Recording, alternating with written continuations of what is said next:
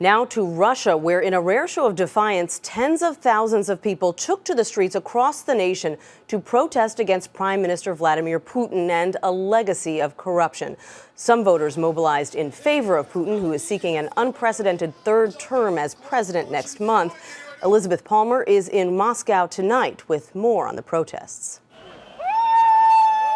With the wind chill, it was minus 13.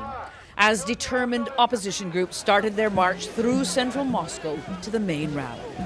Cold like this is a real test of political conviction, but in spite of the temperature, thousands of Russians did come out today from across the political spectrum to demand clean elections.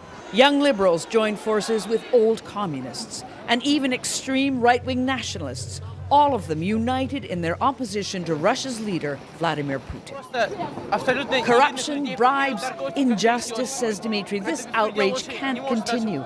I'm here to say no to Putin and the government. A government which rigged last December's parliamentary elections, says the opposition, to give Putin's party a clear majority. Widespread outrage then sent a wave of furious Russians into the streets. Pavel Vasilyev, a successful banker, was with them. He'd volunteered as an election monitor and saw with his own eyes what he believes was blatant fraud. This is what they counted after the stuffing, okay? This is what they've got. Pavel told us that officials at his polling station crudely subtracted 20 votes from each leading opposition candidate and gave them to Putin's man. When they stuffed the ballots, they needed to make sure that they can still cook the books. When Pavel tried to object, he says he was escorted away by the police. Today's protesters want to make sure nothing like that happens next month when Vladimir Putin runs once again for president.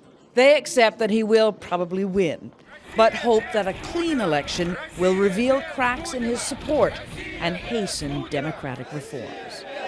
Elizabeth Palmer, CBS News, Moscow.